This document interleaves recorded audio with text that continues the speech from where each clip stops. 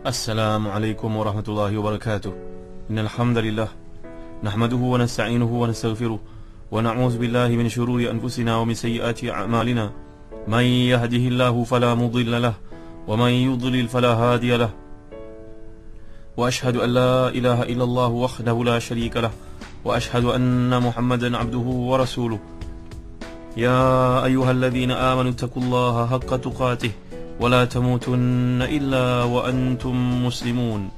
يا أيها الناس اتقوا ربكم الذي خلقكم من نفس واحدة وخلق منها زوجها وبث منهما رجالا كثيرا ونساء واتقوا الله الذي تساءلون به والأرحام إن الله كان عليكم رقيبا.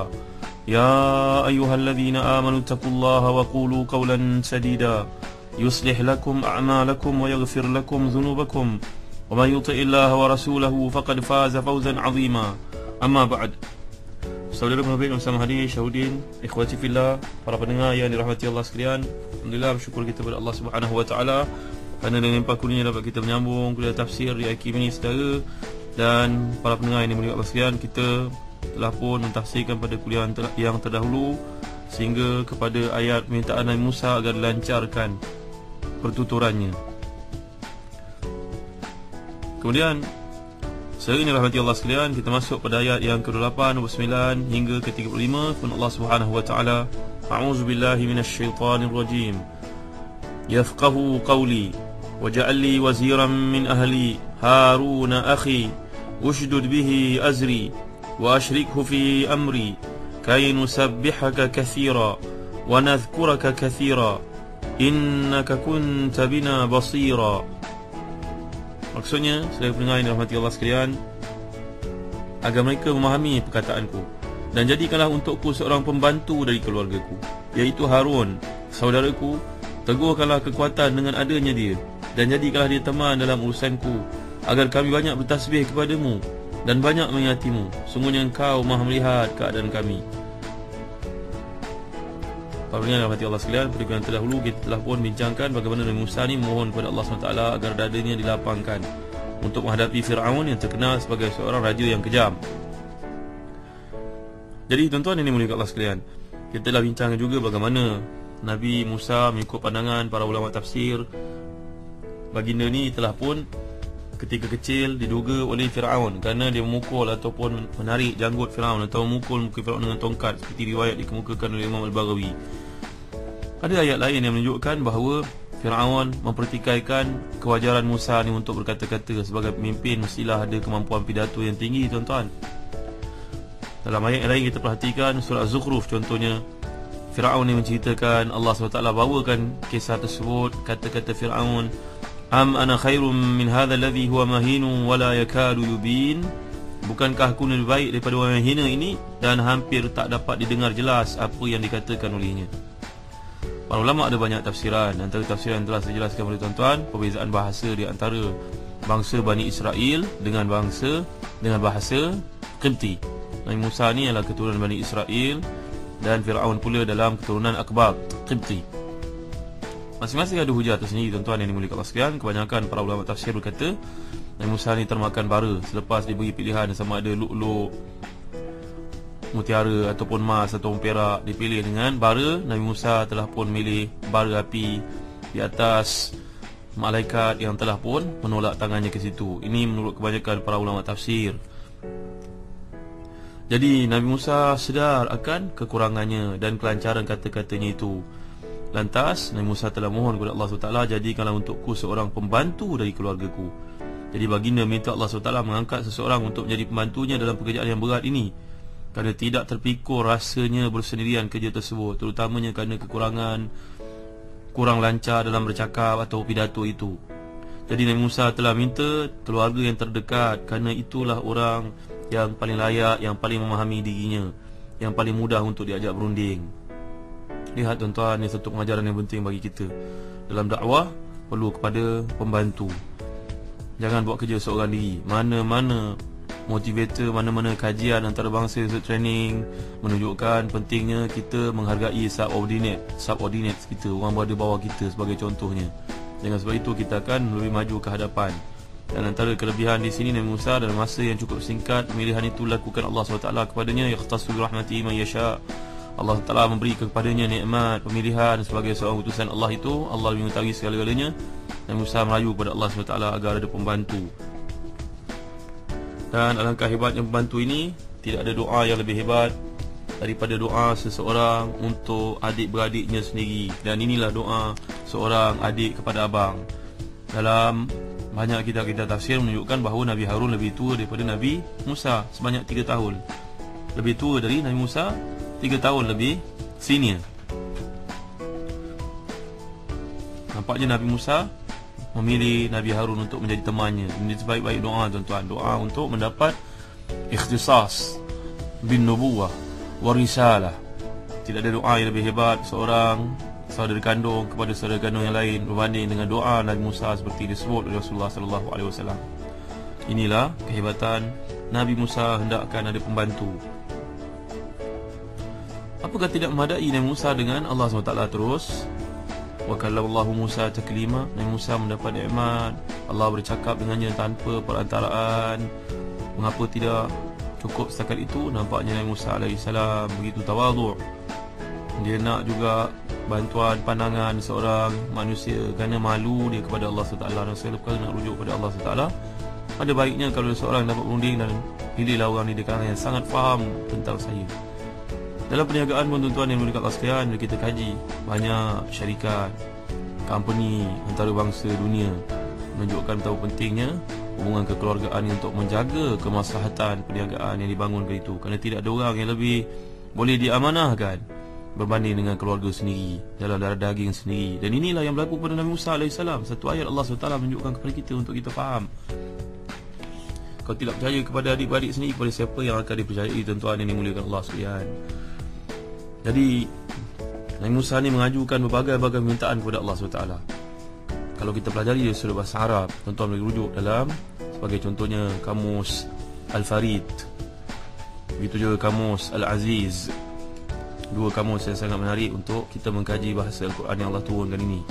Penulis sebenarnya memberikan konsentrasi khas kepada perkataan-perkataan Quran. Waja'alli waziran min ahli. Wazir ni, kalau kita perhatikan dalam kamus-kamus, contohnya kamus Al-Farid, kamus Al-Aziz, diambil dari perkataan wizr, yang bererti beban yang berat. Kan itu dosa juga dinamakan wizr, auzar. Tapi dia sudut bahasa Arab digunakan dalam skop yang lebih luas, konteks yang lebih luas. Dia sudah merujuk kepada menteri. Wazir maknanya menteri, wuzara jamaknya. Jadi menteri ini membantu ketua negara. Orang yang membantu, menteri yang membantu ketua negara, presiden sebagai contohnya, PM sebagai contohnya, itu dipanggil wazir, kerana dia juga memikul beban yang berat. Kadang-kadang dalam banyak urusan, ketua negara akan merujuk kepadanya untuk buat keputusan. Jadi permintaan Nabi Musa ni bukan bererti bahawa baginda meminta agar Harun dijadikan Nabi kerana kenabian adalah anugerah Allah SWT, yang tidak boleh dianugerahkan berdasar permohonan, tapi berdasar kebijaksanaan Allah SWT daripada awal lagi. Memang Allah SWT letakkan, tapi di sini menunjukkan permohonan rayuan Nabi Musa. Bukanlah kenabian ni satu benda yang boleh dipohon-pohon, tuan-tuan. Tidak. Tapi Allah nak tunjukkan bagaimana apa yang ada dalam hati Nabi Musa ni memang telah Allah SWT kehendaki. Kalau kita sesama manusia ni, orang saleh dengan orang saleh, ada perasaan yang sama kadang-kadang dalam satu tindakan.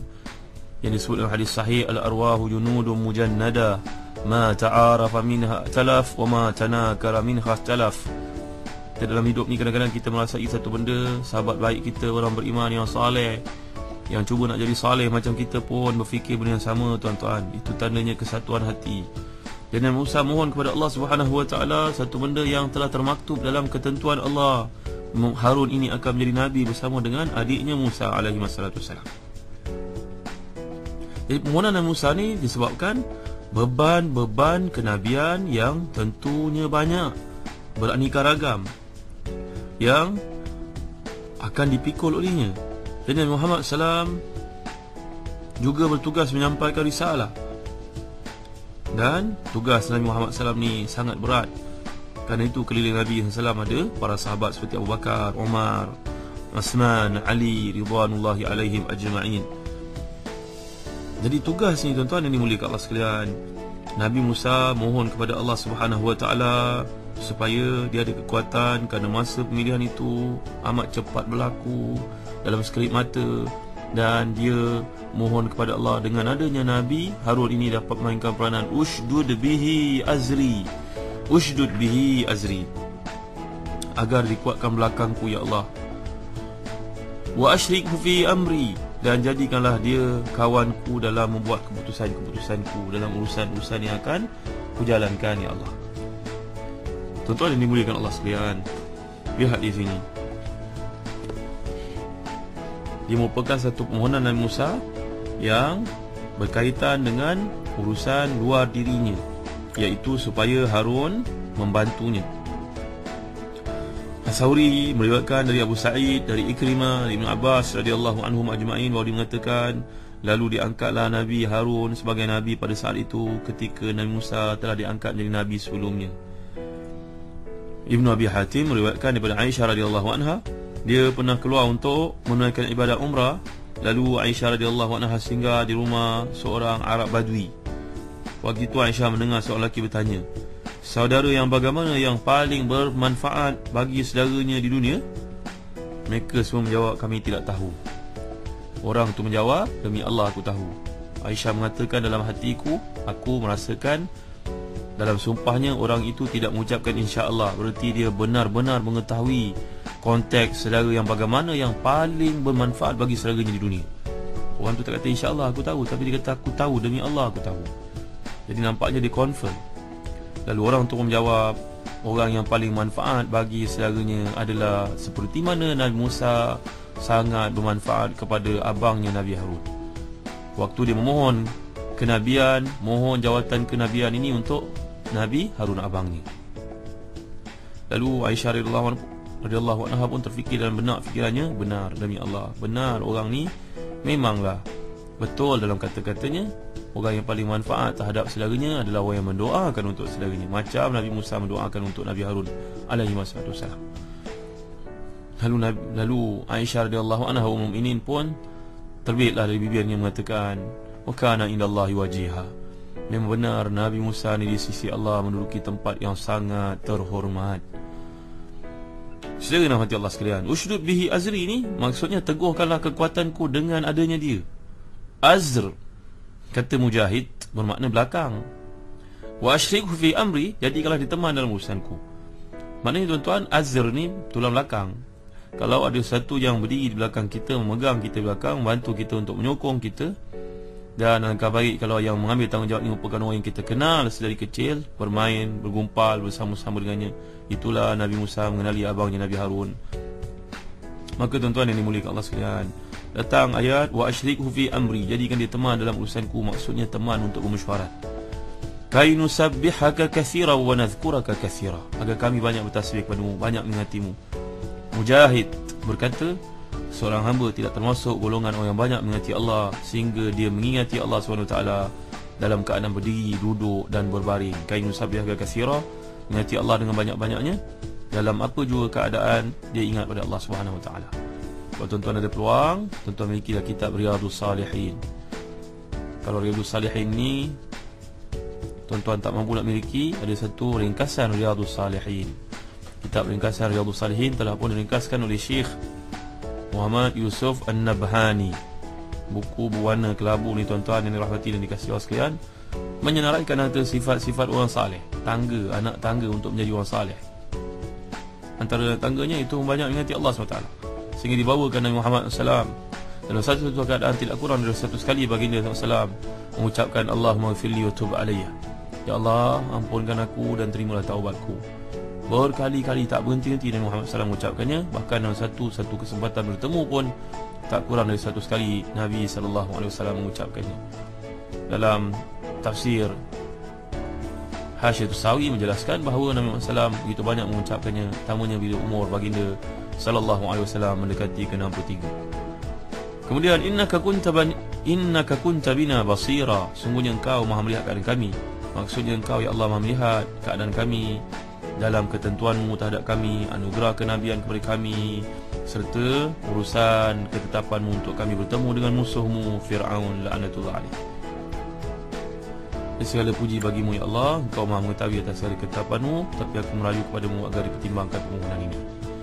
Tuan-tuan yang mulia sekalian, insya-Allah kita akan lanjutkan yang akan datang tafsiran yang berikutnya. Allahu a'lam wa sallallahu ala sayyidina Muhammad wa ala alihi wa sahbihi wa baraka wa sallam, walhamdulillahi rabbil alamin, wa barakallahu fikum. Wassalamu alaikum warahmatullahi wabarakatuh.